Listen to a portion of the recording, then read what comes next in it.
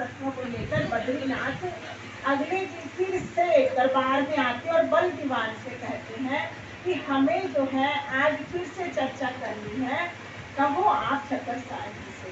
तो छतरसाल कहते हैं ठीक है, चर्चा में सामने बैठते हैं। तो उन्होंने तो कुछ बोलना ही नहीं है, वो 80 प्रश्न दिए हाथ में पकड़ाए। जैसे ही हाथ में पकड़ाए तो छतरसाल जी ने देखे प्रश्न पढ़े, कहा ये क्या उलझुल प्रश्न लेके आए हो, इनका तो कोई सर पैर ही नहीं है।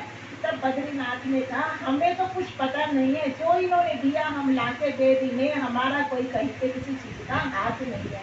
और ये सुन के छतरसाल सारी समझ गए और बड़े नाराज हुए। और कहते हैं सभी बुंदेलों से मैं कहता हूँ इन सभी पंडितों को कोई गुरु ना बनाए, घर अपने किसी जो है त्योहार उत्सव में शामिल ना करे। और ऐसा कहकर उन्होंने लेकिन एक बात हो गई, बद्रीनाथ जी को हमेशा आप सम्मान दें, क्योंकि उन्होंने सत्यवादिता की थी ना, उन्होंने अंत तक भी श्री जी के सामने नमन किया था इस बात का, और उन्हें जो है उन्होंने मान दिया। और यहाँ से हम चलते हुए जा रहे हैं, हाथी पर बैठाकर श्री राज जी को हमारे छतरसाल जी हर राज्य में घुमाते हैं। और वहां से चलते हुए वो पहुंचते हैं खड़ातोड़, जलालपुर से होते हुए कालपी के अंदर। कालपी में पहुंचते हैं और वहां पर बहुत सारे काजियों के साथ उनकी चर्चा की विचार विमर्श की एक बैठक तैयार करी जाती है। और वो जो काजी है उसके अंदर वो काजी मुख्य जो है बहुत बड़े बड़े काजी हैं सभी, वहाँ पर अनेकों हदीसों को सामने रखकर वो चर्चा करते हैं। बहुत सारी हदीसों पर श्री जी से उनकी बार बार चर्चा होती है और हर चर्चा के अंत में वो उसका उत्तर नहीं दे पाते और श्री जी हर हदीस को स्पष्ट तौर पर समझा देते हैं। और जब सारी हदीसें सारी स्पष्टीकरण हो जाता है तो वो एक मजहरनामा लिख कर देते हैं कि जो सबसे ऊपर कहा जाता है उन काजियों की इसमें, वो मजहरनामा में क्या लिख देते हैं कि मजहरनामा की रोशनी में लिखे हम सब काजी मिल कि प्राणनाथ की एक आखिरुल इमाम मोमिन मेहंदी इमाम, कि प्राणनाथ जो है वही आखिरुल इमाम मेहंदी है, हम इसकी छाप लगाकर देते हैं। और जब उन्होंने ऐसा मजहरनामा लिखा और वहाँ से छतरसाल जी को एक उसकी कापी दी गई और वो सब जगह पर उनकी जय जयकार हुई और उसी कापी को एक जगह और ले जाकर दिया गया, किसको, बादशाह औरंगजेब को दी गई। बैठा पढ़कर इसको ध्यान से और सर नीचे झुका लिया, क्योंकि वो भी आया था कदमों चलने, कब आया था, दिल्ली में आया था। और दिल्ली में जब श्री जी से वो मिला था तो श्री जी ने उनसे क्या, उन्होंने कहा कि तुम मेरा शरा तोरा को अपना लो। श्री जी से औरंगजेब ने कहा था कि जो मेरा धर्म है मुस्लिम, उसको तुम अपना लो, सारे संसार को मुस्लिम बना दो।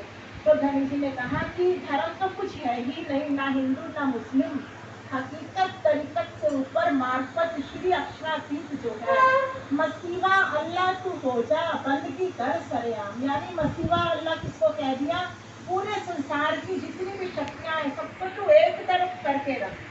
मसीवा अल्लाह यानी जितने भी धर्म है, जितनी भी शक्तियां हैं, सबको एक तरफ करके रख, एक तू अल्लाह का हो जा। यानी अल्लाह कोई एक ऐसा नहीं है, अक्षरातीत कह दो, रसूल मोहम्मद कह दो, वो सब एक ही शक्ति है, सिर्फ तुम उन्हें चरणों में आके सजदा कर। ऐसा कहते तो औरंगजेब कहता अगर मैं ऐसा करता हूँ, धर्म मुस्लिम से मैं अलग हो जाता हूँ तो मुझे मेरी प्रजा ही मार डालेगी, क्योंकि मैं तो उन्हीं के लिए ही खड़ा हूँ।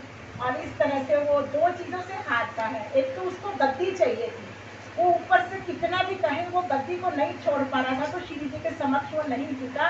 हालांकि उसको ये पता चल गया था बहुत पहले कि आखिरी मोमिन ईमान है, ईमान जो है, और मैं इन्हें चाह कर भी अपना नहीं सकता हूँ, मेरी बदकिस्मती है, क्योंकि उसने मोहम्मद साथी में परख कर ली थी और अपनी शरह तोड़ा और अपनी राजनीति के कारण वो उन्हें जो है जाकर मिल नहीं पाया।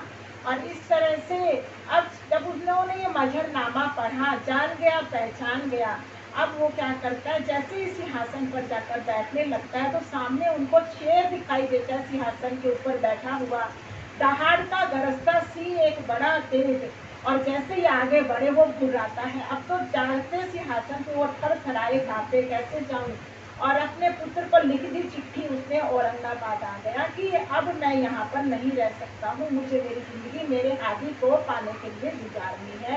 और उसने शरीयत का रास्ता और जो हमारी राजनीति है उसको छोड़ते हुए एकांत में रहने का रास्ता अपना लिया। और यहाँ पर हमारा समय चल रहा है धीरे धीरे। और श्री जी जो है एक जगह अमराई घाट के पास में हमारी कीर्तिला नदी के पास में आते हैं, विंध्याचल पर्वत के ऊपर। और एक जगह पे बहुत सुंदर झंडे की जो है झंडा रोकते हैं। तो झंडा रोककर क्या प्राणनाथ मन भाए, अली मोहि प्राणनाथ मन भाए। विंध्याचल पर्वत के ऊपर सुंदर धाम सुहाए, सुंदर धाम सुहाए। अली मोहि प्राणनाथ मन भाए। घूमट बंगला बनोरे धनी जी को, हिरन तखत धराए।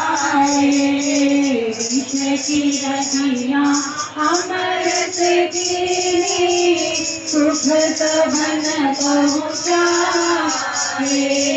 सुख सभन पहुँचाए। अली मोहि प्राणनाथ मन भाए।